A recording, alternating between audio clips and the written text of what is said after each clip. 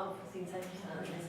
We've always had a wet and a dry weather contingency, but generally speaking, neither of those are the places you want to be filming in the first place in the dry, and that one is the one in the wet.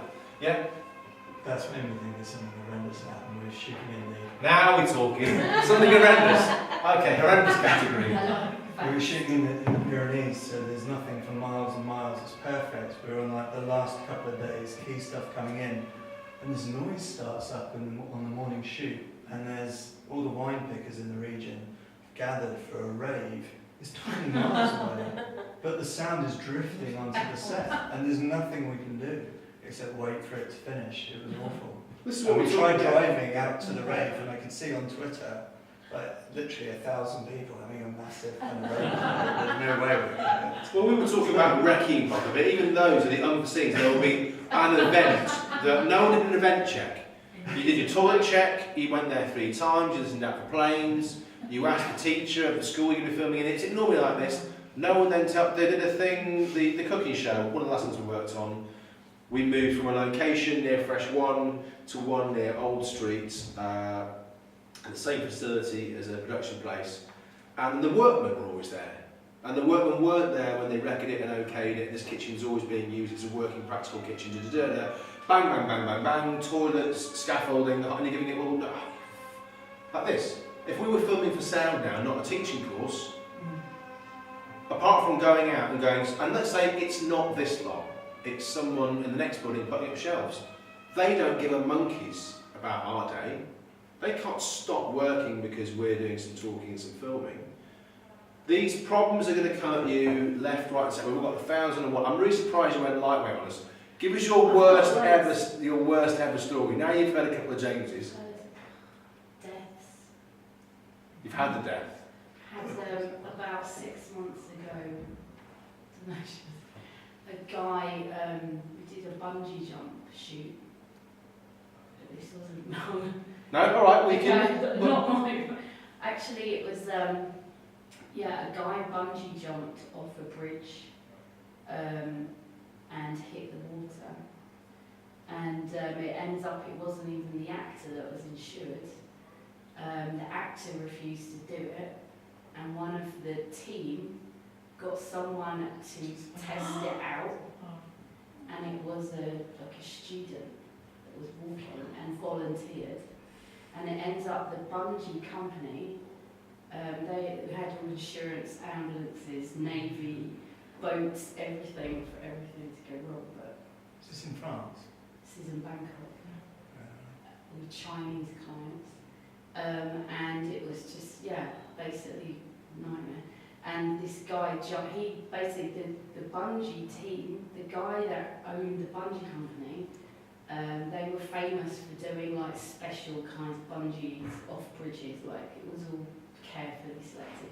He was personally irritated at having to hang around on the shoot because they do stuff but not really filming, and they'd been asked to wait to check safety again and again. He basically, the accident happened because the owner of the company got annoyed and felt slighted to be asked to wait again and pushed the guy off because he was annoyed.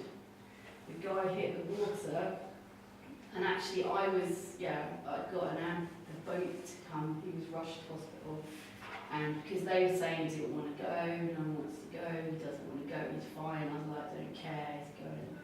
And then it's lucky it wasn't serious, but he'd like fractured a tiny bit of it. I mean it was really bad. So the amount of times when health, safety and risk is compromised, like clarity of communication. I worked on a studio show. There was a spinning wheel, a game that kids and adults played on a game show. You sort of strap to it and you give them a few turns, so they're a bit disorientated. And the producer in the gallery said, go on, give them a real good spin. The design team took that as a challenge, because they're well-known presenters, and gave them a really good spin. And their eyes went bloodshot. Completely I can't see, I'm blind, don't know what's going on. All the pressure, all the blood went straight to the head. And I was giving it, no, this isn't right, stop. And I was shouting stop as the director. It stopped. I had to then put strangers in the giant its knockout costumes pretending it to be the 2 stars while they both went to hospital to be checked out to find out what was going to do. We got away, yeah, to do it. But even then, I wasn't allowed to say sorry to them like a year later, because technically that would be a thing of admission of guilt. But like, I wasn't even there. Somebody next to me shouted that, who should have also been in charge of that production, should never have done it in the first place. And it's all sort of like, but anything can happen, out of production. The risk side of what can go wrong is one conversation. That's what the risk assessment's there for. Your licensed contractors, etc., etc., etc. I've got a few things written down or available. Standard things that we all sort of think about. It's in here. It's in my bag or with me. Can anyone think about things that might go? All the same things that can go wrong with an adult production are things that can go wrong with a children's production, because we are producers and they are productions.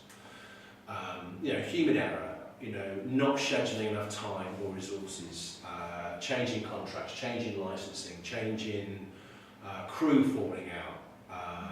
One minute you've got them booked, next minute they fall down, then you don't have a crew for the next day. We've all had camera kit. When we hire it for an outside facility, it comes in and it's not working. And no one had time in the turnaround to give it a proper check through, or it was a camera on its last legs. There wasn't, we've had that unreported fault. We take our car to the garage and it's doing this, and then when they had it for 2 days, and did that. Same with cameras, it does that. The day you get it back, it's just been doing that from the start to finish. I told you it wasn't well. That's very common. Unforeseen circumstances, international events, big things like when Diana went, or I was due to work on a programme that was a BBC Three show when 9/11 happened, and you just couldn't get on planes. All of a sudden, everywhere was a hostile territory, and we didn't know whether cancel. Everything's in place, not anymore. Unrealistic budget, time and money. Those are the things that can slowly, at some point, creep into your production and bring you to a standstill or a stop. Presenter, talent. Why didn't I mention presenters? We blame those idiots for everything. Sure, we should have got them up earlier.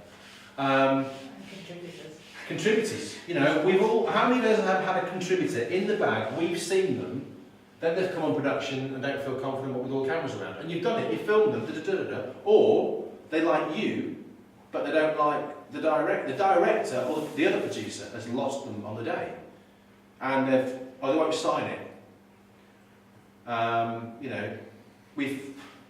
We do that thing where you put loads of signs out that you're filming, and then you vox pop someone and get them, and it's the most brilliant thing ever. So it's taking you 40 minutes of time to get this fantastic life story, then they won't sign the paperwork to it. You can't make them, but you just basically burnt 40 minutes of your 8-hour schedule filming that old war story, and they go, I don't want to be on TV. Why don't you I was filming you all the way through, so it was kind of obvious that we were going to do this for television anyway. Well, thanks very much for your time. Team selection. How useful each team member is. Sometimes, like we're sort of talking about knowing your production team members. In a lot of productions in the freelance world, they'll be up and running before you've even had a chance to select the team. You inherit the team that's on board. They may not be, as the more and more you shape your program up, the right ones for the job. Sometimes you have to work with what you have, and you can't change those horses halfway through. I can't say Marta's great for now for the musicy bit, but I need somebody. We've got one AP salary, so Marta, you're doing both those jobs, and I've now got to put extra resources into not things that go wrong, but these are all things that will affect your timelines or your budgets, etc.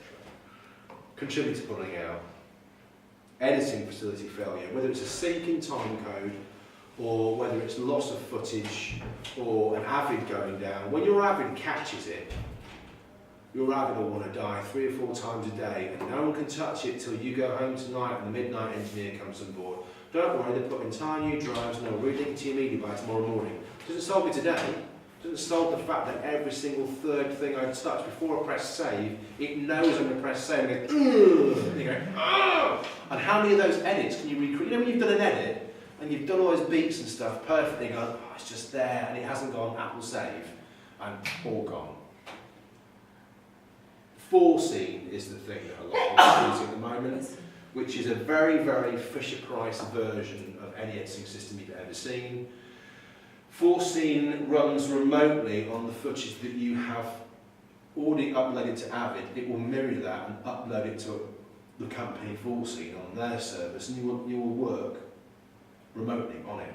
It's got no save. You have to physically save it yourself. And it's not even a nice save. We just press save. It wants you to name it every time you do it. You know, resave back to the beginning, rename the files. And stuff.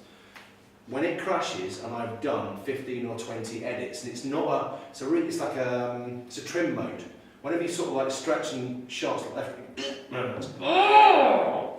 lost it, and that's like another 3 hours to recreate. You've lost a third of your day. You add those up over a 14-week period, and I've sat there going, nice thoughts. Don't throw it out the window. Don't throw it out the window. Contributors pull out.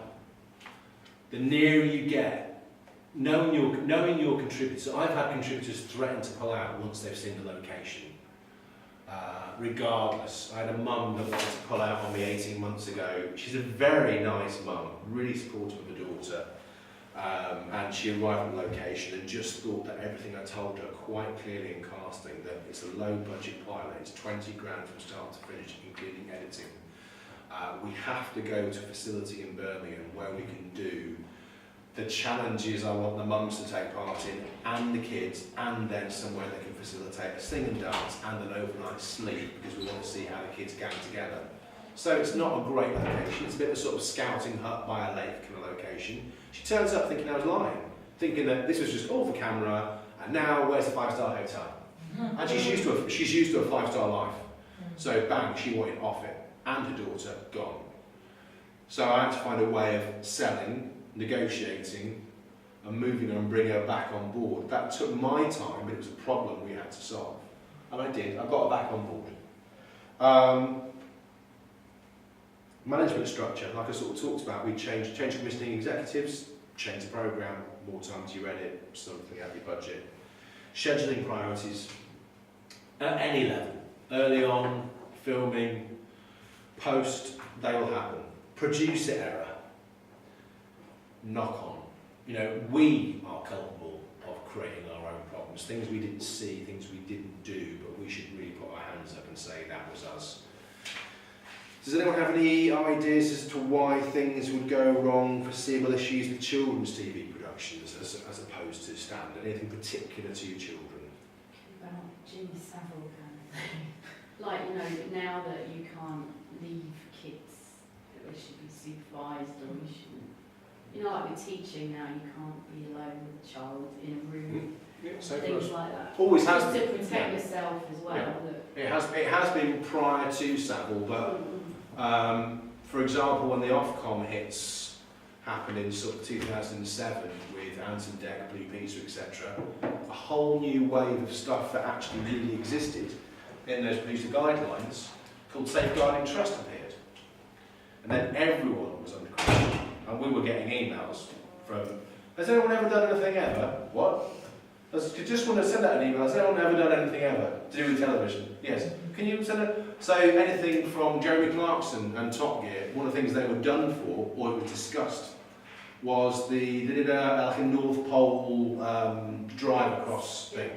And the debate came in because one of the shots that was used, or many of the shots that were used, like a low-angle giant wheel crushes the ice and drives on shot, well, where's Jeremy? Is Jeremy in the car? No, Jeremy was only there for the 3 days it took to drive from A to B. So some of the wide shots, those beautiful wide shots where there's no camera crew in shot, the ones where you're already 2 miles ahead of them, did the sort of Lawrence of Arabia ice field shot. Where's Jeremy? Well, Jeremy's gone. These are wide shot. It's artifice. It's what we call the same ice field, the same conditions. It's just not Jeremy in the car. Ah, you're lying then. We go, no, it's artifice. The same as a noddy. What did you have for breakfast? Do you like sausages? You know, so I need to make that you nod at the right point. If I put a nod in where there wasn't a nod, I'm making you agree to something you never agreed to. It's called artifices, so I can cut away from my question, shrink my question down under your single, and have you nod and agree with me. Now you're agreeing with that statement, but if I use that one as the sausages, oh yeah, fucking eat sausages. Ooh.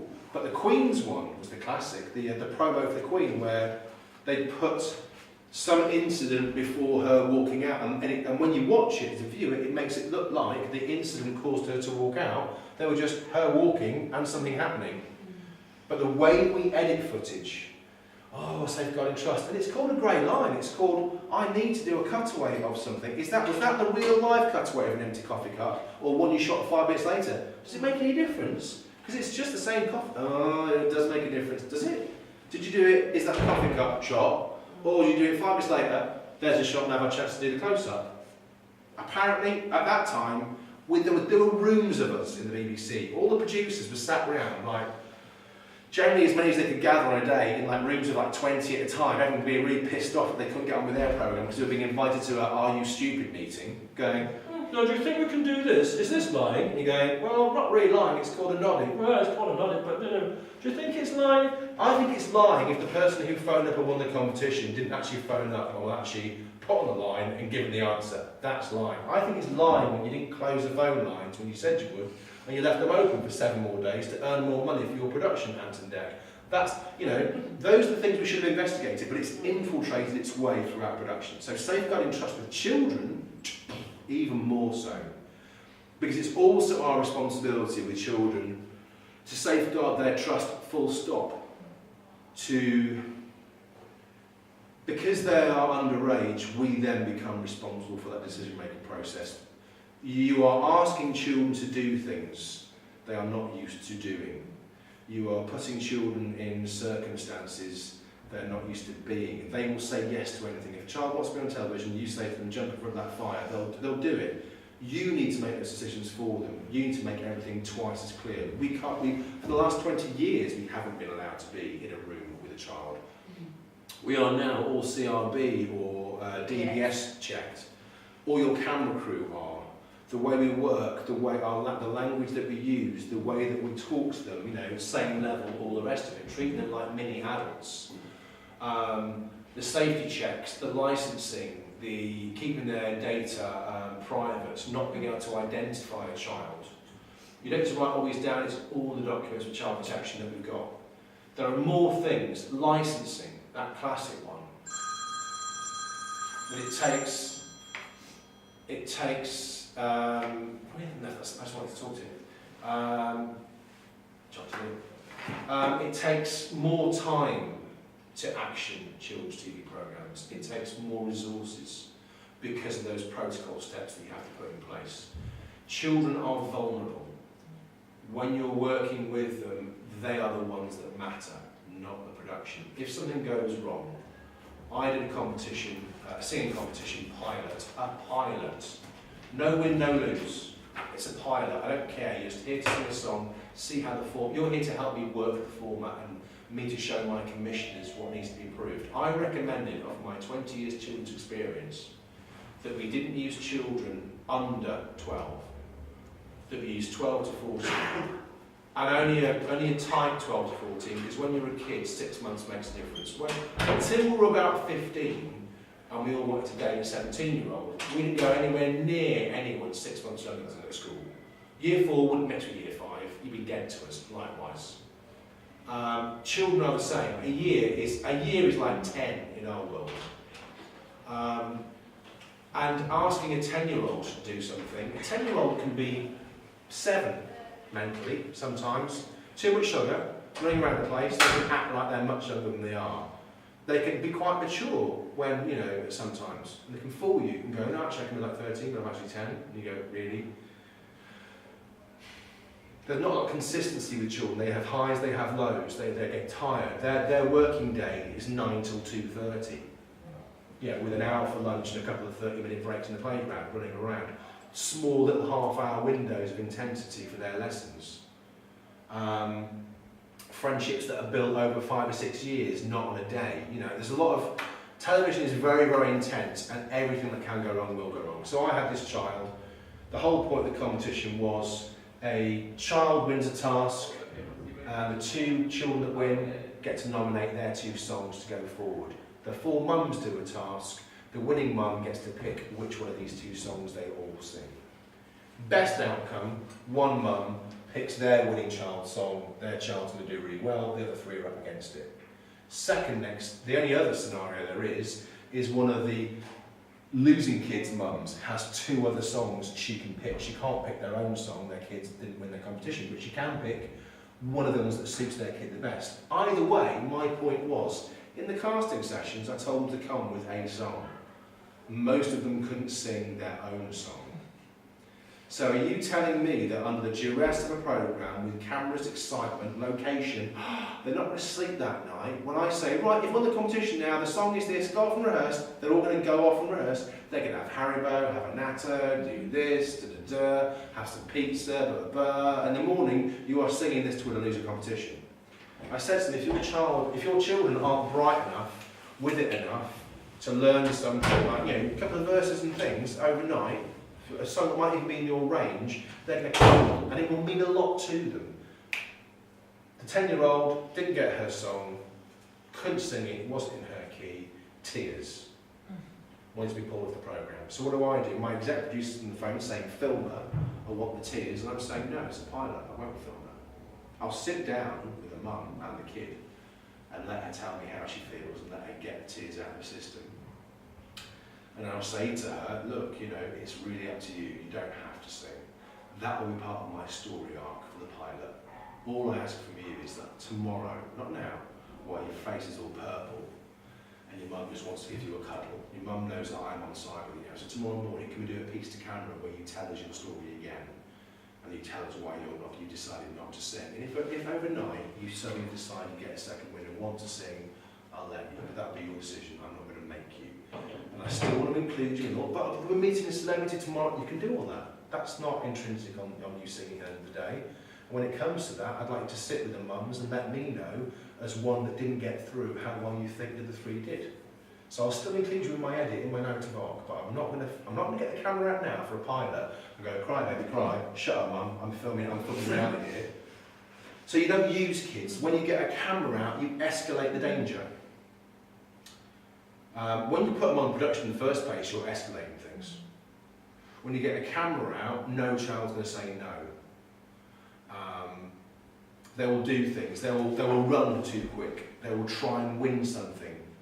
They will mess up because they haven't got that. We've all hurt ourselves falling over. When you hurt yourselves falling over on a skateboard when you're 15, you get up and do it again. When you do it when you're 35, you don't get skateboarding anymore. You go, I'm 35, I'm not doing that.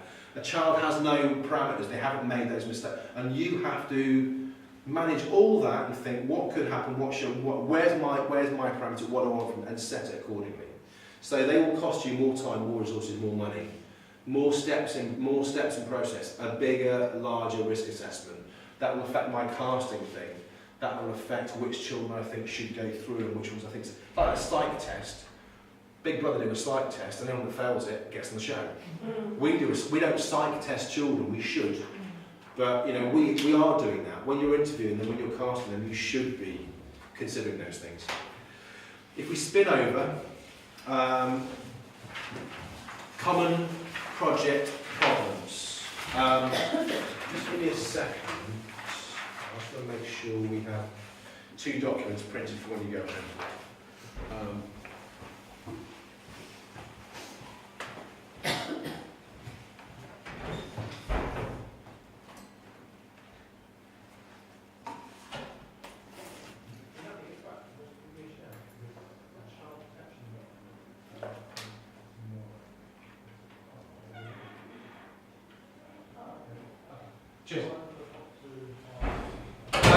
So yeah, I mean, it's something you become more and more aware of. As parents, you're aware of it anyway. You know from being parents when your kid's got a cold and is prepared to push through it, when they can't, you have to say no, you can't. We'll talk more about child protection tomorrow, but unclear objectives is another one for the common project problems. If I'm not clear in what I want when I'm setting it out, people aren't going to meet that to the right standards, or the right time. If they're constantly changing, it can lead to issues.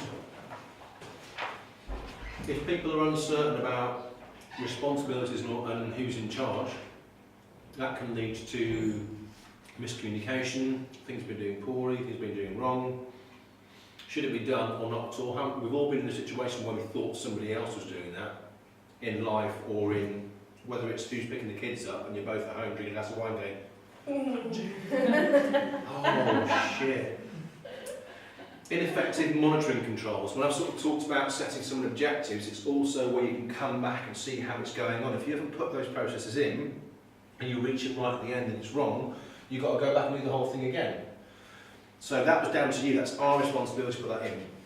Inappropriate reaction to change. We can second guess. We can call the wrong thing, and that can then lead to further problems. We all make gut reactions sometimes. Sometimes it's the wrong one. When we're given the cold light of day to plan and have plan A, plan B, plan C, and then they're asking you for plan F on the mountainside. Timescales overrunning, budgets overspending, we all mentioned. With children, slow casting process limited by school hours and term time. You won't be able to see those kids. Your parents might not want to come to a casting session at 7 o'clock at night after the parents have got out of work, after they can bring their kids. You know, it's not like you can. I've been casting till midnight. You know, casting naturists in a swimming bath with just a notepad and a pen. You know, because I can do that. I'm an adult, but with a child, it's got to be a Saturday morning thing. Can't be a Sunday because of religion. Maybe Sunday. I've got to be realistic.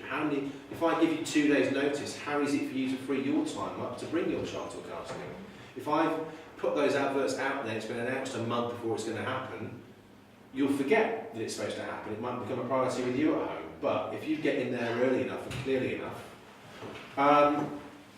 so all those things affect in getting access to casting. We mentioned earlier on the commissioning executive, all of a sudden going, can I see your final 8? Oh no, they're not my 8. I was thinking about having a blue one and a pink one and maybe a purple one and a short brown one, but it's all black one. You know, it's a bit like they want, one that smells of biscuit, one that's like more like caramel. I'm going to give you notes like, you know, I want them to be a bit spiky. What is spiky?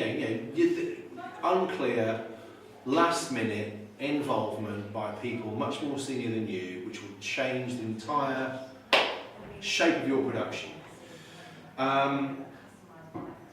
All the different elements involved in licensing we've talked about, parental consent all the way to schools and sign up from your local education authorities or your local councils. Availability of your contributor, not only for the casting but for filming. 9 times out of 10, most children's filming happens at half term or in the summer holidays. That's why I've never had a hot summer with my girlfriend, because 9 times out of 10 you'll film in August all the way through to September, or mid-June all the way through to September. And you go, right, well we can go somewhere in September, where's going to be hot? Nowhere in the Med. It's cooling off really quickly. Oh, we can go in April. What, when it's still cold in the sea and the pool's too cold to get into? You know, so you're setting your life around the fact that you're working with children. Likewise, with you guys as producers, you may have huge commitments over the summer where one of your partners might not be able to break like that, and that you're the one that has all the onus on you to be free and vacant for 6 weeks. So can I even take that producer job on? Because how do I manage my kids? Well, that's not my fault. Most people say you just have to have kids, but actually it is. We don't live in somewhere like the Netherlands, which is kind of like geared up to helping us all live a 9 to 4 in the afternoon lifestyle, 4 days a week, let's all have Fridays off and get paid the same amount of money. But we should. But that will affect when we can film our thing. And how many weeks, how long out of school, I mean, liability, filming, working hours. Working hours is a huge thing we will talk about. You know, your time with a child working wise, it will surprise you how early in the morning you can film with them. And when it counts from when they're on set. So I was getting kids in cars at 5 in the morning to get on set at 7, then my stopwatch starts, and I can run them for 9.5 hours. I can run them till midnight or 11 o'clock at night. So I just start their day later. You're thinking, how many of you would want a 10-year-old on a production set at 11 o'clock at night? You know, but if we want to do a nighttime film or something, then it's something we have to factor in. So when do we break them the day before? When do I rest them? You know, if I'm doing a I've done intensive 5 weeks on location in Florida filming. And when are they going to peak? When do I have to just rest them? We're happy to go, I have to rest them. Because they may be saying, I'm fine. They're burnt out, their behaviour changes. You notice they're snappier and a bit kind of like, oh, we're all not getting on with each other right now. You're getting on with the crew because we're the adults you want to be close to, because really what you're asking for is our help to make all this stop, but you're not saying it. You know, we have to monitor all these things, and it can then impact on our production. If we build it in, we're fine.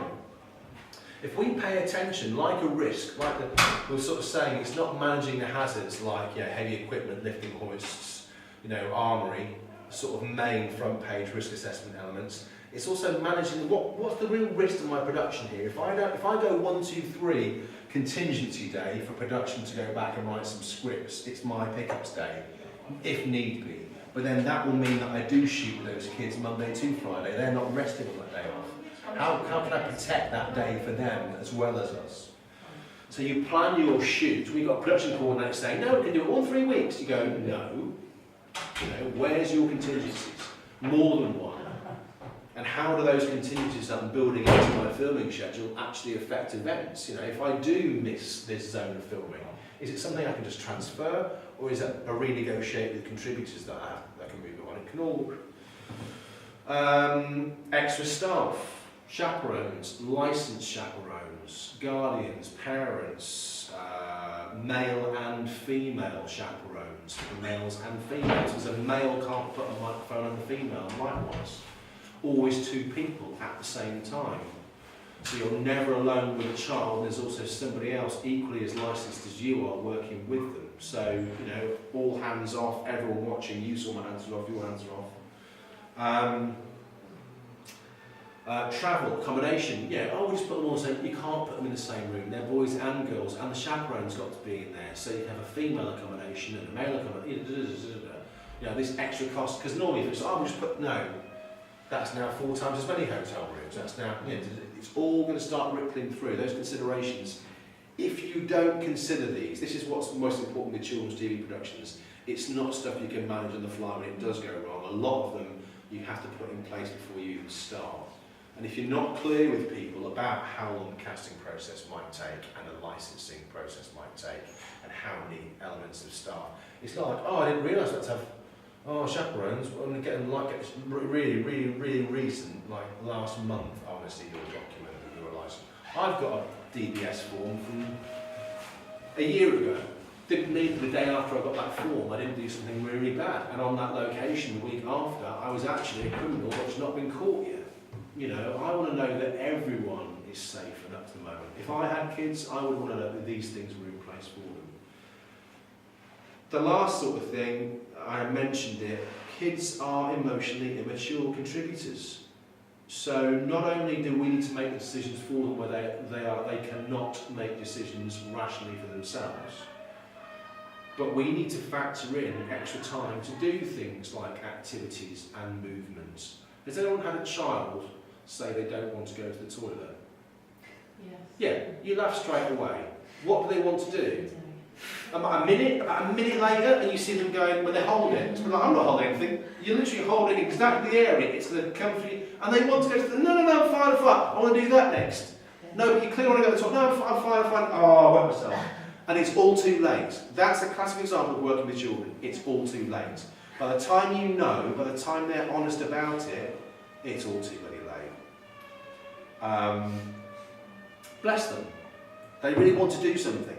So they will go, no, just one more go on the swings. And as they're swinging, you'll go, why is it getting wet? Oh, right, you're wheeling all over me. So you need to have lots and lots of extra bits of planning built into your schedule. You need extra clothes, extra costume, extra time, alternative plans, more time for blocking through things, more time for rehearsing. You want to keep it fresh, because children can't lie. An adult presenter can go, we've already checked through all the questions, now you do it on camera. So tell me all about yourself. Why have you done this course today? A child literally go, you asked for that before. We told you that. There you go. All right. And then, can you do it like I'm not in this? What do you mean? So I work with the one interviewing. You don't get all that an adult contributor will get. So you need more time. And you'll do it day after day. There you go. No, do you remember yesterday when I told you I'm not in this, so I need to put all your answers back at me in the question. Yeah, they'll do the next one and then not, and then the next replies.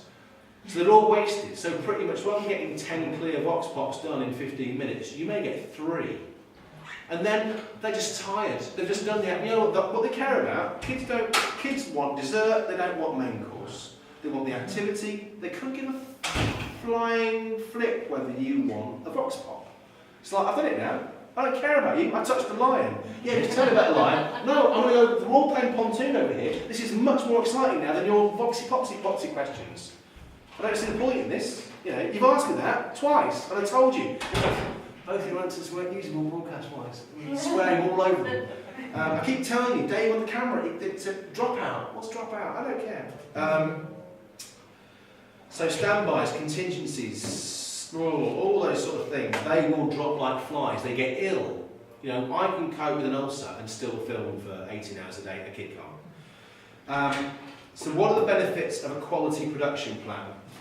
Well, we designed these to achieve specific objectives. Did you need me? I'm interrupting. Yeah, you know, there were 2 child protection docs. One's a bit extra, isn't it? Yeah, that's for overnight reading, it says. Okay. Just those 2, that'd be grand. Thank you.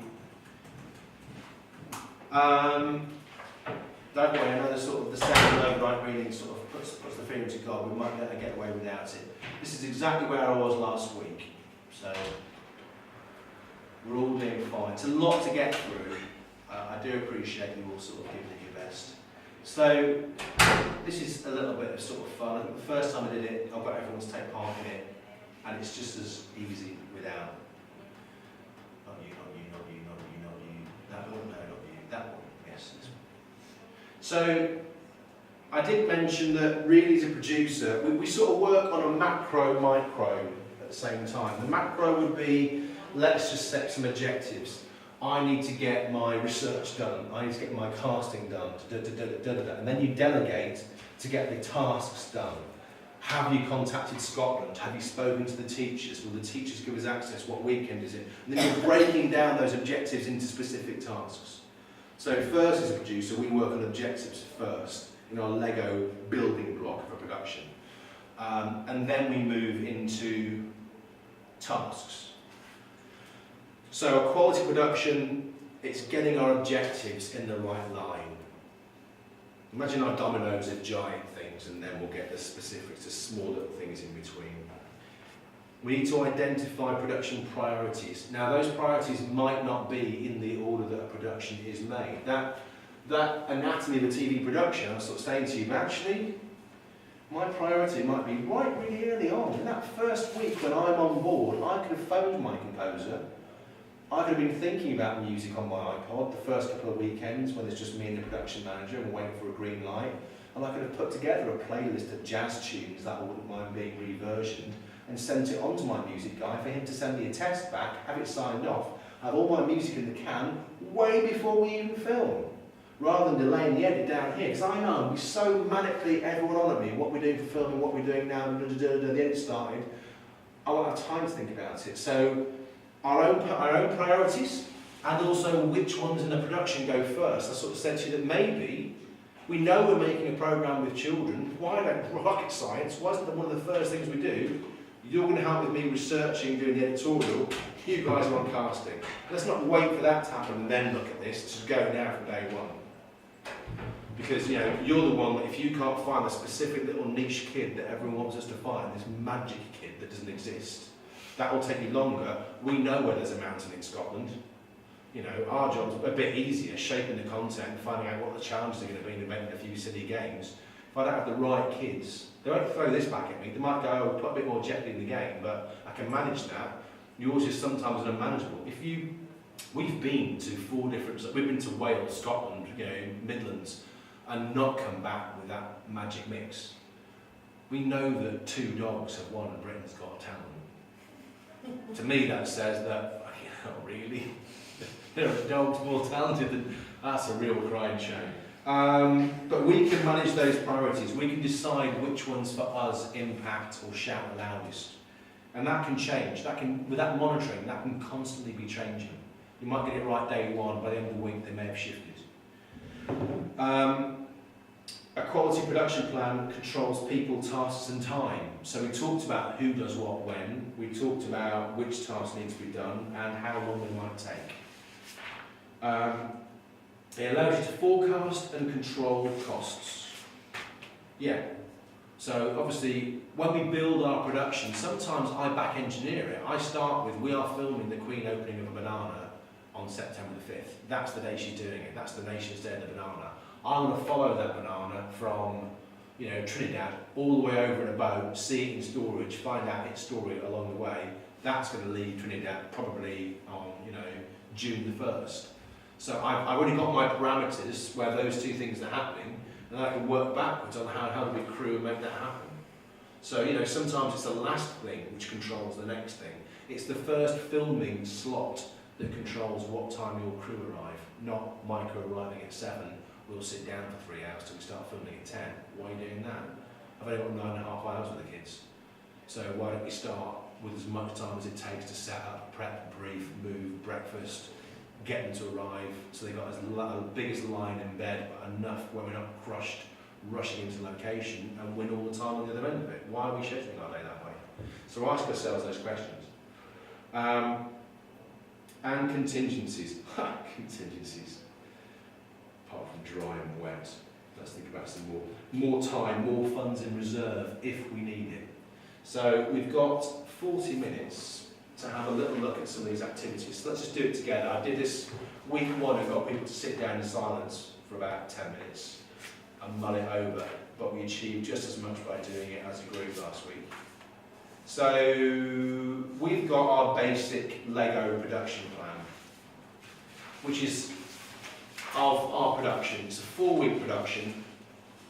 So I know you all love shouting out. Oh, come on, you do. You're just teasing me. So what type of production is this? Hmm? What type of production is this? Doesn't make any difference. Research, doing a bit of that, this, that and the other, film it, edit it. Yeah? Doesn't make any difference if it's an odd doc or a drama. Right. It makes no difference. It's a basic production, and this is an activity that's just sort of been blocked out. More will become apparent. So why not, James? What's that? That's really bad. That's all looks like the same colour, doesn't it? What if I do? Does that look okay? No, it doesn't. Not at all. It's no use whatsoever. I'll turn the lights off. That'll be mine. So James, what's the last thing we do? Thank you. In a production, Yeah. what's the last thing that we do? What are we doing here at E? Well, we'd have submitted our deliverables and it would be billings and... Well, oh yeah, it could be. Let's not work that detail. Let's say that that's billings Yeah. Deliverables. or editing. Let's say it's really, really Fisher Price. Let's say we're not going to go into you're about 3 pages on from us. Yeah. Let's say that's editing. And then what do we need to do to get to editing here? I'm guessing filming will be sort of around here. It's horrible. Why is it just not doing that colour grey? I just even like it. Everything in this world's white. And then we've got 2 activities here on your sheet, which is all shaded in. And we sort of guessed that up here in A, we start research. So we're researching to get to filming. So we're kicking off, and here, I can't remember which one it is. I think one's like recce, and one's like script writing, to get ready for filming. It's not to say, again, it's very hard to read it on here, that we can't be doing 2 things at once. It's not to say that we can't be researching and recceing at the same time. We maybe want a little bit of lead time. There's no point in going out on day 2 until we know further into research what exactly it is that we want. It may well be that our access to recce is held off. There might be parameters that set these in our schedule that don't allow us to do them any earlier than we're doing. What activities do we think might be taking place? That's quite a simple one. Is more or less time needed? Well, you know, it all depends, doesn't it? If our whatever we're filming is really location intensive, we're going to need more location recce time. If our filming is really intensive, our filming may well go on into the edit, in which case I'm probably going to need, if the edit is going to be minimum that amount of time, either the edit stretches on or we are filming while we're editing. So I might need an extra member of staff. But this, unfortunately, not in white, this this way of starting to piece together, starting to piece together a production in a really basic way helps you understand what's needed. You may well just know that. Is that better? Yeah. You may well just know that your production is filming.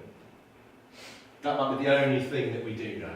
We know that the Queen's banana is being opened from here to here. Here's where it is in Tobago. It's being flown over. It's going to be rested overnight for 2 days. So there might be the sort of the background story with the guys that are guarding it because it's the Queen's banana.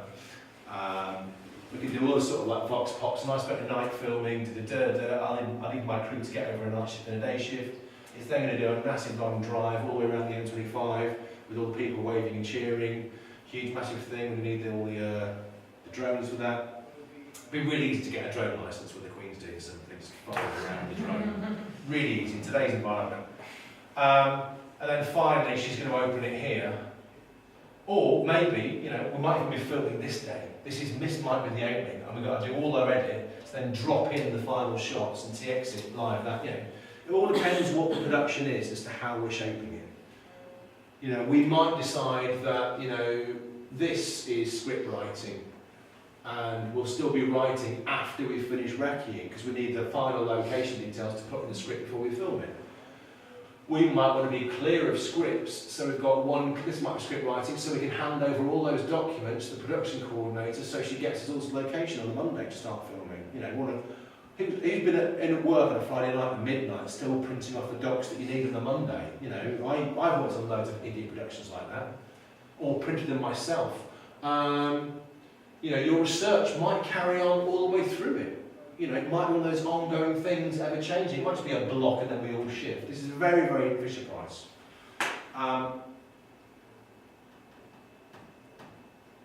If we move on to the next slide, complicated version, and I'll film it again. So we've now sort of cast ourselves in stone. As Fisher-Price as this is, it's just to get us thinking in that lateral way, and also to realise that we can shape it from the back, from the middle, or from the front. We could go, if it's non-time specific, well, we need to research and then once we're happy and we're ready, we might take a 2-week production break and then come back and do the filming. You know, it doesn't have to happen, but the priorities. If we know we're filming, we then look back as producers and go, what's my biggest priority? What's the biggest thing needed for this filming activity? Is it licenses? If this isn't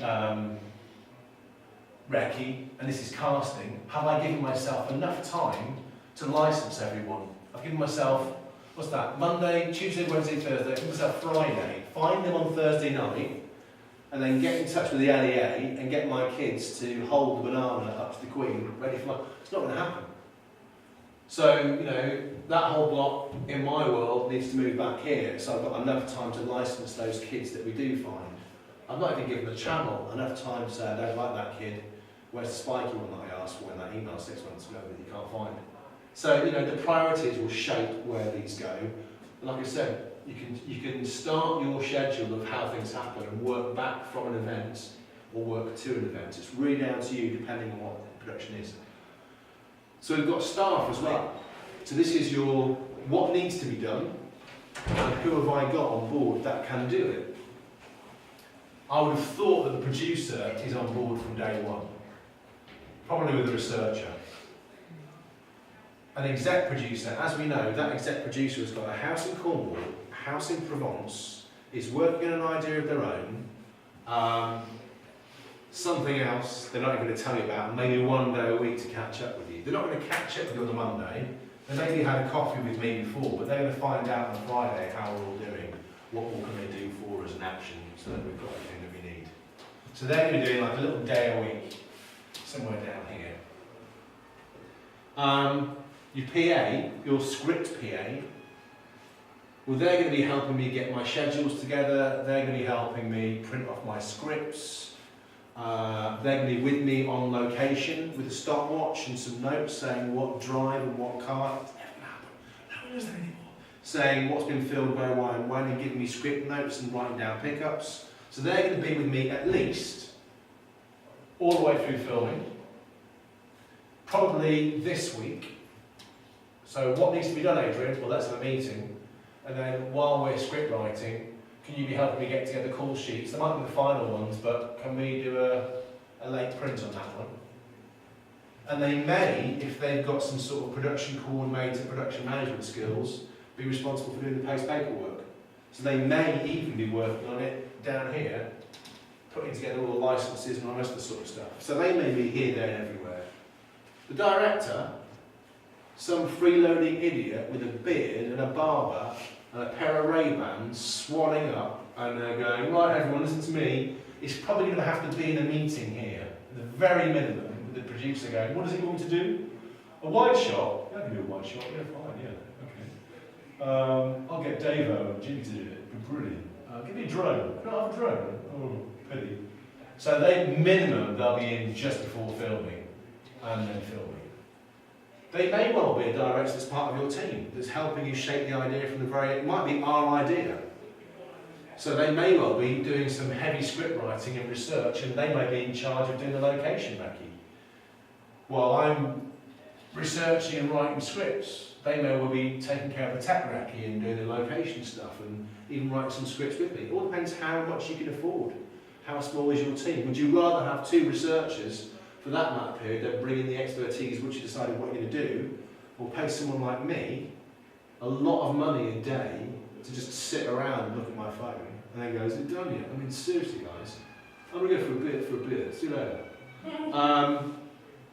So you can start to shape your crew. You may well even find, actually, I need some more jobs. I need a production manager.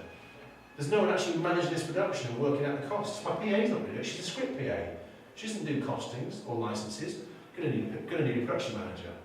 I've got a producer, a director and a researcher. Where's my assistant producer? And what I want is a researcher and an assistant producer, and we get idiot boy in for £300 a day when I need him. I'll get an assistant producer in for £150 a day for 2 weeks. To do 2 weeks worth, because I need 2 weeks worth of stuff doing, not just 1 week's worth of stuff doing, and he costs me too much to have him just there.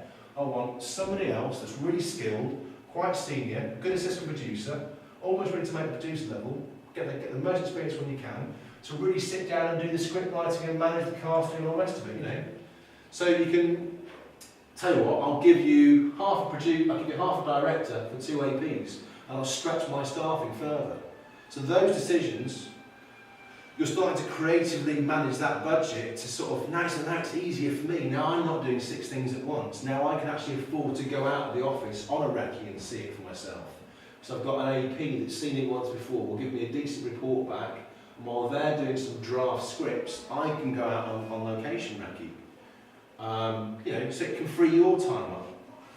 So you can play with these resources. These resources aren't fixed. These resources are for you, as a producer, to make your own and shape around that production.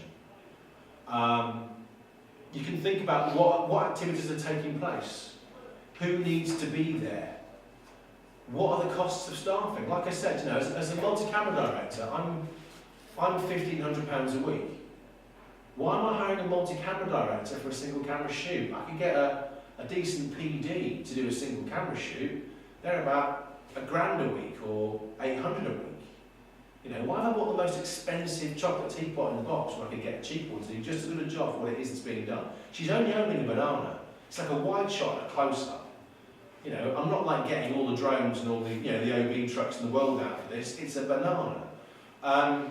Who's essential at what stage? You know, you may well, when you schedule your own time, suddenly decide there's not enough time for you. So I need other people. I need my support staff to be doing jobs to free. Where am I in this? You know, all of a sudden I don't have any time to think and have a creative window for myself.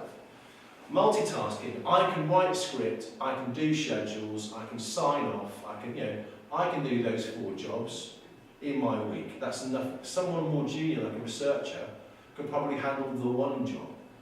So you're setting tasks on skill and how it takes different people of different experience to complete. And thinking about who else do I need. Just because the production manager says to you, this is what we've got, doesn't mean that that's what you get. Of course, now we're stuffed, we've got writing in, so we can tell. So, as you were sort of saying, there are more levels to this. So now we've got week 5. So we've got our research, we've got our scripting, we've got our recceing. Someone's doing some archive research while we're filming. That worries me. If my production manager's giving me this, and this is the kind of thing you might be given, well, can't we do that at that time? And you go, well, no, we can't. I want to have scripted around the archive. So why isn't the archive being kicked off as a double hander on the research earlier on?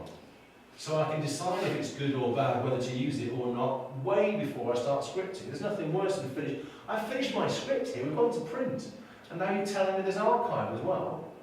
I've got an idiot presenter that I have to treat like a child, and I've got to go up to him and go, yeah, that piece of camera that wrote, it's great, but can we change the words to, and as you, write this down. You can't write dyslexic, of course you are, you're a presenter. Just follow me. Say something about, over the last 100 years, or just say century, yeah, just say century. Over the last 100 century, no, that's not a sentence now I'm writing on the So we've also discovered that there wasn't enough editing time, and we've brought the edit back in, which in turn means I'm going to need somebody new. I now need an edit producer, because I'm not leaving the shoot, I'm not leaving it up to the exec producer, he'll be on shoot with me, behind me going, is this what catering's got? Sandwiches. Runner, Byron burger. Do you know what Byron burger is? I love a Byron burger. So they'll be on shoot with you, just so they can check the Queen's hand. The minute you're there and go, Mom, he'll go, in front of you go, hi Mom, yeah, I run a production company. Yeah, Byron burger. Byron burger productions. So I'm going to need an edit producer, because this has to happen at the same time as the edit started. I'm also slightly concerned that they're still looking for archive, either half a day or a day into when the edit started.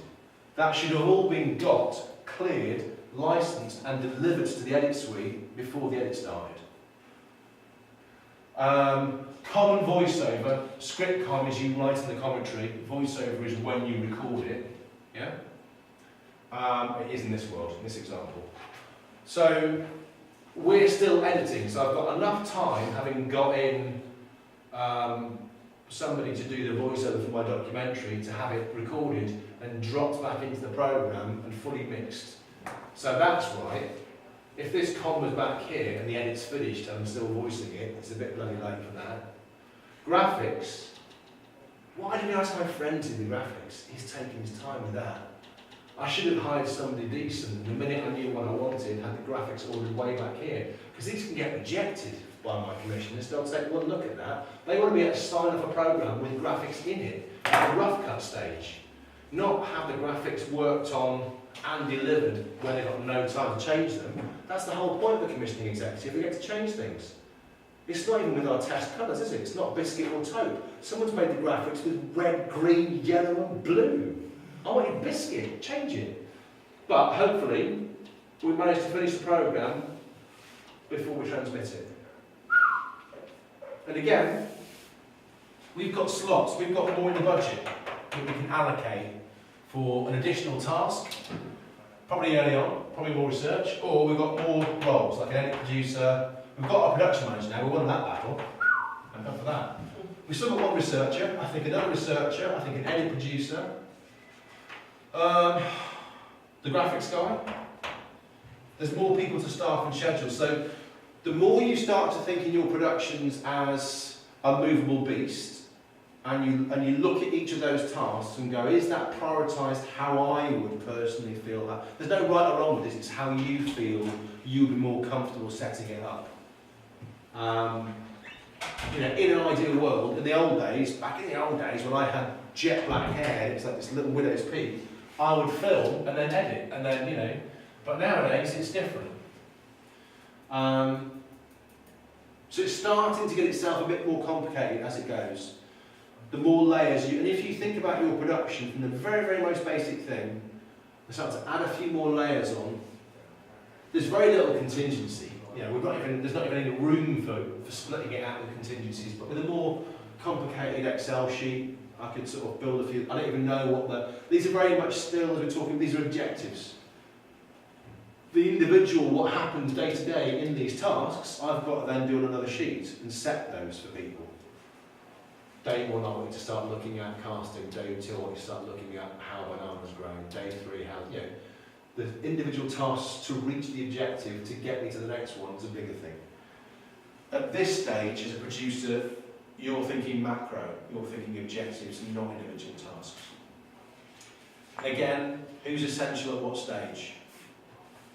What activities take place at the same time? Can I schedule it that way? Do I have the right staff to allow me to do that? What new members of staff do I need? You know, the edit producer, possibly the graphics designer, etc., etc. Process planning is practiced, and you've all got it. You all, like I sort of said to you first thing this morning, you've all been to Sainsbury's, you've all bought the ingredients, you've all managed to have dinner at 7 or 8. You've managed to schedule what you need for a week. You've managed to get yourselves up and about. Some of you managed to get dressed this morning. Amazing. So you selected tops and bottoms. Same shoes, most of you. We're all capable of doing this. We all are analytical thinkers. We've all done this in the past. So tick that off your list. You know, but this now gives you the tools to start shaping on your own and taking ownership of it. We've all worked on productions. We've all seen those schedules. We all know. We could write down a list of when things have gone right or wrong and which part of that schedule was wrong on that production. We could probably go, God, if we'd only had a bit more time to research. You know, filming was just, we were printing till midnight and we were thrown into it the next day. It's the first day we didn't even know what we were doing because everyone was bogged up, you know, but just put a break in, just put like a 2-3 day, everyone go off and have a long weekend, we'll start on Tuesday. You know, sometimes doing that is more productive to rest your crew, like you rest your kids, resting your crew and not running them. That's like a 5-week schedule now when no one gets to breathe until you transmit it. And then I think we get to go to the pub on Friday afternoon. Great. And watch it together. That's always a joy. I've seen it 40 times. I've been in the edit. What do you think I've been doing apart from watching it? Now it's different. Now I've got a Guinness and I'm falling asleep. How do you categorise tasks and activities? Which of those tasks do you give the most priority to? So now we're sort of moving out of the objectives, and then you start to break down even further. So in research, we are looking for, in that research stage, I want games, contributors, thank you so much. I want games, I want contributors, I want kids cast, I want locations, so you can start to add to that general list of research. I can break that down in itself some more. Which tasks are most at risk, therefore they become the priority. So my casting is at risk if I don't get the right, or actually there are only 2 people to select. All I've got to do is go and interview the first guard and the second guard. They're the only 2 people I'm allowed to talk to. So my casting job is mainly going to be presenter led. There are 2 up sounds. And I don't really have, so that's actually quite a low priority. What's a big priority for me is, to do it. It might change from job to job. What contingency room do you have? It's always, that's your, not is that your plan B, contingency for when things go wrong. It's also for when things pull out and have to shift and move. It's not solving that problem on the day and carrying on. It's right now. I need to stop production. Sometimes we have to red flag our own productions and say this cannot carry on the way it's going. I need to stop this and change this. Tasks and outcomes. We said before in the macro we concentrate on outcomes and not the detail of tasks. An outcome is something physical, tangible, permanent. A task is the opposite. A task is evolving. An outcome is dependent upon the successful completion of a task. I don't agree with the last one. Tasks have no value apart from their contribution to an outcome. Because then I think that doesn't put enough worth on just how complicated and how skilled it has to be to achieve those tasks. If you think of everything as an outcome, being outcomes important, some of those tasks are really bloody important. Some of those minutiae bits are very skilled and are intricate, weaving their web into the script, into everything. So my own personal choice on some of these decisions, this is a producer foundation sort of course that I've adapted, and I think that this little section is, I'm not too sure I agree with all of it. Critical core tasks. So in your prioritising, there are those that are most critical to you: your research, your filming and your editing. On the most basic level, when I'm talking to production companies about setting up a production, that's where I'm thinking, how long have I got to research and set this up? How long, where is there a filming window I'm working to?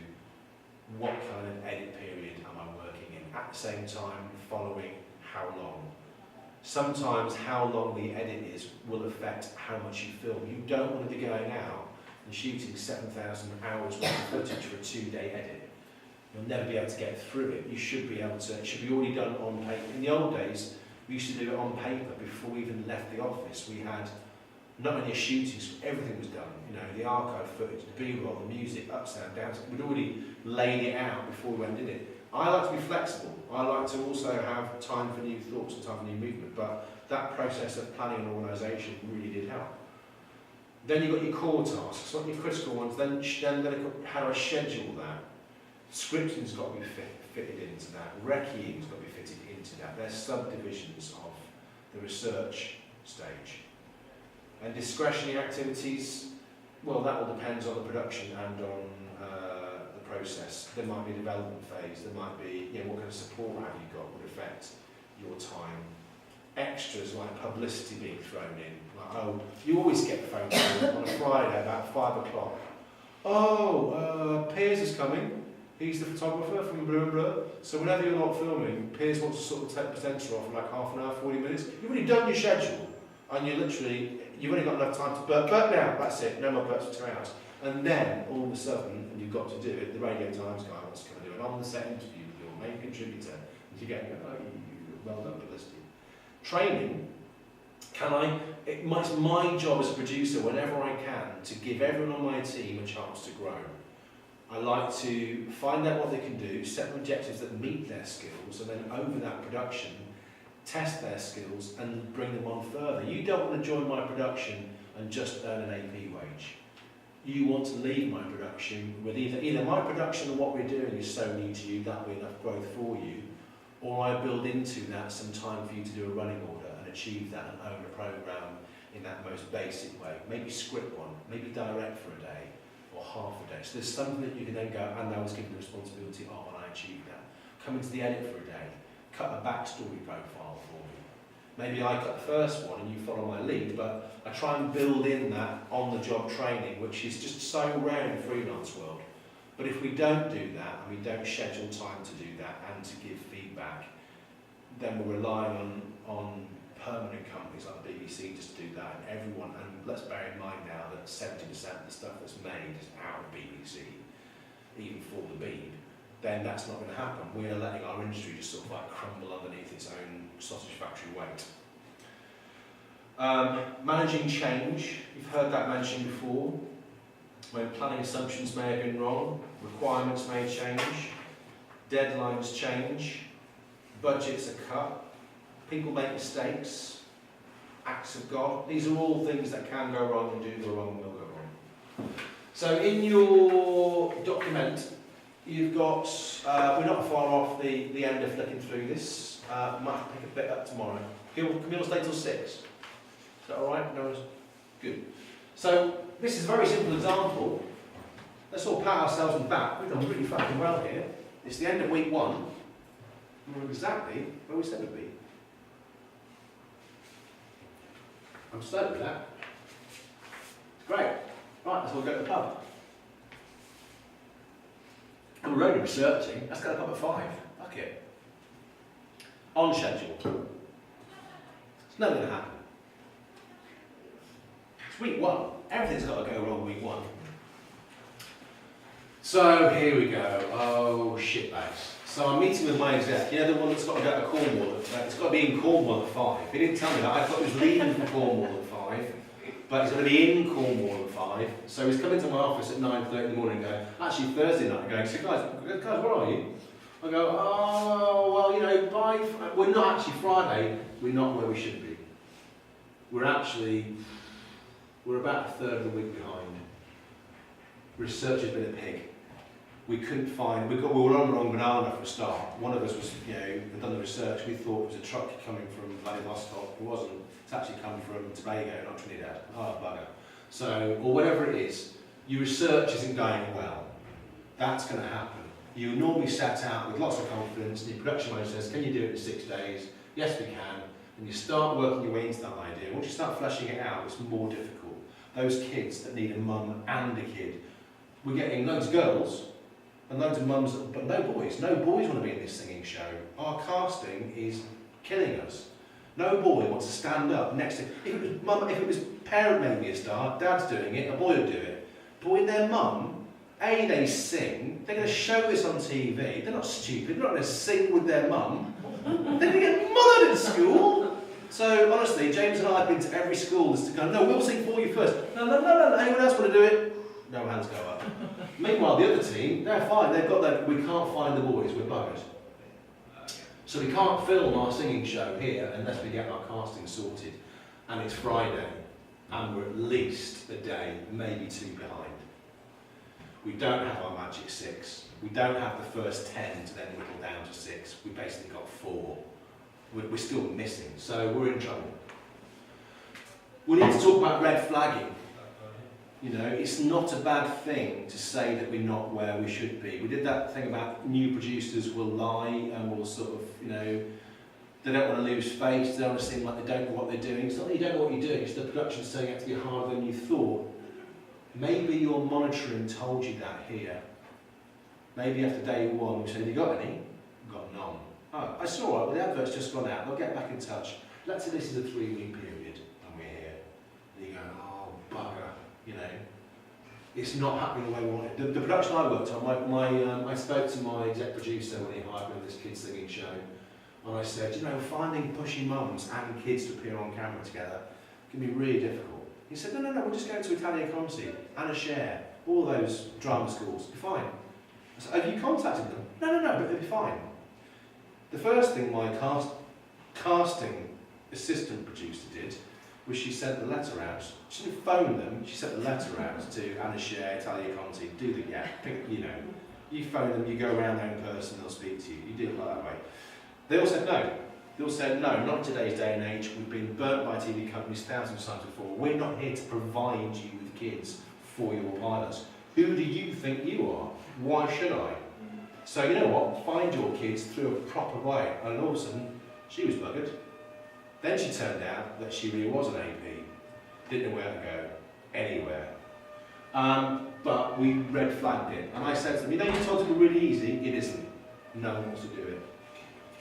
So we're behind. This is what this shows. Could be any activity. This is just shown that by careful monitoring, when we get to Friday, we know we're behind. What I'm saying is, if you, as a producer, if you monitor every day along the way, you'll know you're behind before you're behind, and it won't be such a surprise when it comes to Friday. And that is a power. That's great, that's information. Oh God, this doesn't sound good. So, because everything went tits up in week 2, pardon the expression, we are all now, pardon the expression, up shit creek in week 1. By the end of week 2, we're really fucked. Pardon the expression. Sorry to create a skill set, but we are literally not doing very well at all. We're only managed to move slightly forward with research, so we do not have either the locations or the kids or something. It didn't happen. We're into location recceing or scripting, but without all the names of all the kids and all the kids found, we can't finish the scripts. Without the scripts also, we couldn't get onto locations, so we're actually running behind on locations. So where we should be, all ready for filming, at the end of week 2, we're behind on 3 activities. Now, can I suggest something? This came down to something we discussed just slightly prior to this. The allocation of those resources and that constant monitoring, which is our responsibility. If I'd sat down and monitored, talked to my production manager here on Wednesday evening over a glass of water, can't remember gin and tonic or a pint of beer here, and said, you know what, it's not going as well as it could, what can we do? Right, I'll tell you what we can do. Research is cheap. Can we get another researcher in for a couple of days? What do you mean? If I get another researcher in for a couple of days and throw twice as much manpower onto this, yeah, we might not be where we want to be by the end of week one. Might be a bit of catch up. But hopefully with twice as many people working on it, we will be back on track for Tuesday. We'll get the research done. It's going to take, this is the bit that's slowing me down. You can already see I'm, 25% under. So if I can throw a bit more at it, it will win me that battle. If I win that battle, all my team can then do the rest of these jobs the way that I've scheduled them. And if I don't, we're still going to be handing back on this. Are you sure that's all you need? Do you not want 4 days? I could get them doing it while I'm writing scripts. Yeah, maybe. That'll really knock that to. And if I've got all the kids sorted, that's the biggest obstacle. That's my biggest priority. Right now, that's the thing that's going to stop me from making this kids thing. Or adult thing. Whatever it is. So I red flagged it. And obviously, here we are on the other fantasy side of the spectrum. I don't know how we've managed to do this. You can explain this to me, James. How have we managed to get ahead by the start of week 3? Why are we already 3 days into filming? We're like, that's amazing. We've not even got the kit. The kit doesn't get dropped off until Sunday. But for some reason, so we must have done a little bit of filming on our casting days, going, you know, those casting bits, they're almost usable profiles. And, you know, those location records, when we took the camera with us, we've got quite a few wide shots done. So maybe. I don't know how you explain that to a serious production manager going, really? Tell me again. Sorry, let's get this straight. We've not started filming yet, but you already were. So, there's the idea of being ahead of target, which is the ideal, but I would also ask myself a question, a bit like I was talking to you about how did we come in under budget. Why are we ahead of schedule? Now that we're ahead of schedule, how can I apply this resource either here or here to dramatically improve what it is we're offering to the Commissioner? Just because you're ahead doesn't mean that you're ahead. It means that you've got more resources at your disposal. It means that we can do even more. With this whole week of filming, we can really take our time and set up some glorious shots and really get some extra stuff nailed in and add that on screen. Not go down the pub for 3 days and turn up on Wednesday and carry on filming. Because you won't, if you come in under budget, if you come in too soon, no one's going to pat you on the back. You come in on the profit that you agreed with your Commissioner and with your head of department. The rest of it's, you know, pop. So like we sort of said, this is an activity in good process planning and management. You control your people, you control your activities and your costs. You're planning for intervention, you're planning for mistakes, you're planning for the most irrational thing in the world to happen, but if it does go wrong, this is what I'll do. You can't manage, I disagree with this, you can't manage everything with certainty. Some certainty, even using the word certainty, to me is a bit like, yeah, we can manage some things. I mean, everything complete, I think there's always going to be uncertainty. I think be aware of uncertainty, be aware that every day something can go wrong. You can never let your guard down. I see a lot of productions that start sailing. I was working on one last year, it said day 1 went badly. Day 1 always goes badly. I love a bad day 1. A bad day 1 is right. A bad day 1 means you're testing it and you're breaking it. A good day frightens me. They said, oh, day 2 was brilliant. Everything just fell into place, and you go, that's good. Because they always used to say, bad rehearsal, good live. Let all your presenters get everything wrong on the rehearsal show. It's like, no, wrong, good shouting out by the editor, extra bit of, and a great live show. Because they learned by the mistakes and moved on. Day 3, bad day 3. Because you've had that, oh my God, we didn't know what we were doing, then we worked it out by the end of the day, God, it was exhausting, but the next day, forewarned, foreplanned, we got there a bit early and did it, and wow, we smashed it. Laziness creeps in straight away. Now you think you know what you're doing, bam, everything goes wrong day 3. And you go, why is it going wrong? We did it really, we've done this, we sorted it. And you go, yeah, but, you know, day 3, isn't it? Demonstrate that all the objectives will be achieved in the most efficient way. You need to sort of decide whether that's the way you want it to be planned and for what reason. And even when it is really efficient, still ask yourself, don't get lazy, still ask yourself the question, what else can I do? What can I do now that I'm winning? How can I make it even better? Leave an audit trail for the future. This plan, if this was a complicated schedule, a 24-week schedule from initial idea through to making and editing, this may well be used as the plan for making Series 2. Has anyone ever had to do a post-production Bible?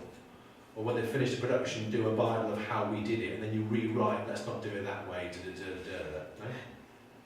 I have. I've got one on here that I didn't send back last year after production because they didn't ask me for it, they asked my series producer for it. And I kept it, I thought, do I give it to them? And I was going to. And I didn't withhold it because I didn't finish it off to the degree I wanted to, and now that production is still in the air, it's a bit like now I'll just be giving you, I might use it, Scott sort of parent.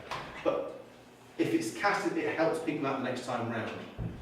Classic example, we had kids getting dressed in our production, getting dressed and coming to the location in the costume we'd given them. No, don't ever do that. They can't be trusted, they're children. Even if you give it to their parents, they're children. They will arrive, they will sleep on the bus, they will drink a can of juice and split down themselves. Then we had them getting dressed into their costume when they arrive on location, then having breakfast. No. Has anyone got a child? You don't put them in their best clothes and go, eat breakfast when you're the most ravenous little wolves. Again, they'll be running around going, oh, what really exciting, quite hyped first thing in the morning, spilling it all over. You've just got... So no, you do all the dirty stuff and you clean them down, and you pose them and put them into the costume before you're about to film with them. But you learn by that, you write it down, don't do that again, and you change it. I'll talk about the Blue Peter staffing exercise tomorrow morning as a starter for the day. I'll talk about at what stage is script. The last thing I'll say, because it's the end of the day, I'll get it in now. How many people here write lists? Yep. Yeah, all the ladies do. You write as well. The next question is, how many of you really enjoy writing lists? Yeah. How many of you get, yes, how many of you get a little secret buzz? Is it a bit of a turn on? Is it a bit better than sex sometimes when you strike them off? Are you a scribble it out or a tick a box next to it little square person? Tick a box. So you can still see your list and you're kind of proud of it. Yeah. Or ruler and nice bit, so I can still read it, but a nice little line through it, might not have a different pen, something like that. Drunk. So while we're having these out, just want to hand one left and hand one right. At the end of the day, something that I learned, because obviously you've seen my handwriting, but you've seen my formal work. My formal work is passable. My formal work is pretty concise. We're picking back up with this document in the morning to finish it off. We do have time, I've been here before. The list. We talked earlier on this morning about not letting the job get to you and about you being in control of the job, not the job in control of you. We talked about, we'll try and get you a better print off. If that's hard to read, let me know in the morning, I've got a couple more of those. The list is a great thing. At the end of the day, it's great to have during the day and be ticking off and prioritising, and you can have all different kinds of lists, ones that are ongoing. Do me a favour, when you are starting out as producers, do that thing you see production managers do. Do your squares down the pad. At the end of the day, take from your other lists and rewrite them down. Maybe do it twice, you can rewrite, because as you start writing them, you know what it's like, you go, oh no, that should have gone there. Yeah, because you realise yourself it's not the priority. And rather than going, circle, up to there, making it the top, but not the top, do it again, and then leave it. At the end of the day, you know what you have to do tomorrow. You know what's the priority. You've got that your gut's really working. But you don't want to take that home with you. Right now, you ought to go home and just enjoy that you came to do something fresh and exciting and what will tomorrow hold. But you write your list, and then you leave it, and you leave work at work. You won't be tossing and turning in bed. It's applicable for everyone, even an AP. You won't be, all the things I need to think about that. If you're lying in bed at night and the post-its start moving around your head and you go, oh, and I'm sending texts to myself, in bed going, don't open the text, oh no, it'll open itself, oh, send it again, don't open it. That one where you go, I've got emails, I've got 3 emails from myself on here. Girlfriend's 50th birthday, oh my porn, write it, live a healthy life. Write your list, prioritise your list. First thing in the morning when you're a bit, oh my God, my kids are up, and then one of them started throwing up. I got here for 9:30, but I'm knackered. And then everyone goes, what are we doing next? And you go, right. So the priority for me is, it's there. And also, when you're having a wee or a shower or wherever it is, you might think of another one to add to it. But you're not constantly, it's not all up in jumbo land. If you have a car accident, not a death one, but just kind of little scrape, I can pick up your list and go, right, she's not here at the moment, I need to producer hi, I've got that call in a minute. But apparently she wants someone called Zoe to call that guy in casting and tell him, I can't read that out loud, but it can be handed over to other people. I've even got a Word version with those boxes that you can click and unclick, that I cross and don't cross. And I can copy and paste stuff that I didn't do the day before and move it back up the thing. Ooh, now you're excited. Oh, he's got a template list. Can we have those? Yes. Can we have some? Can you make the columns any colour you want? Can you change the font? It's a good thing. It's a good thing to let go of work and put things back in their box. Creatively, it will give you space back with your family, back with your friends. And also, that train journey now is yours. You listen to music. Oh, some nice new groovy shit might come into your head. You might go, oh, well, you know what? I never really thought about that. But maybe if we, rather than worrying and fretting, if you just get it all out, it takes you 10 minutes at the end of the day. When you lot have all gone, I'll do mine.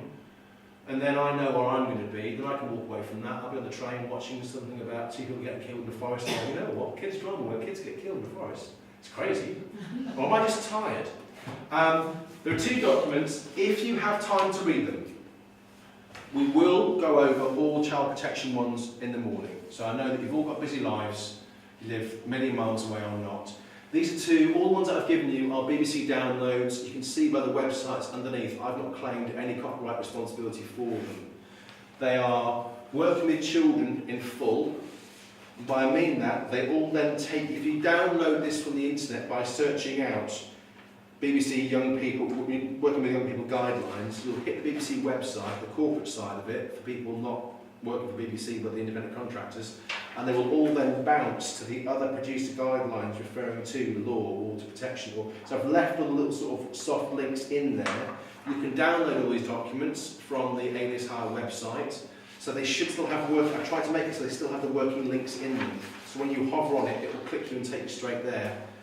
I'm surprised I did this one, didn't want to do this one, but these 2 are their sort of core child protection, risk assessment, licences, checklist, things you need to do. There's other documents. If you have any time, have a look at it. If you don't, I don't mind if you don't. I'll blast you through it in about an hour tomorrow. Thank you very much for your time. We'll go away, have a nice day. Thank you. You are. Do we leave all this here? You can do. Just speak to that twice as much as I can tomorrow. But this one, design and production process, we're going to come back to, because there's a couple of things on the end of it I wouldn't mind touching on.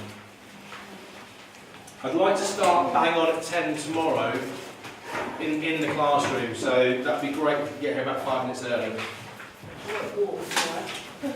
Well, not when you only a overground stop later.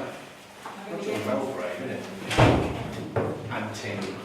And tin, you know. True that. Now, don't just spray your walls on the way out of here.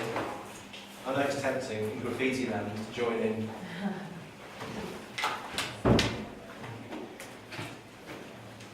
See you tomorrow. Well done.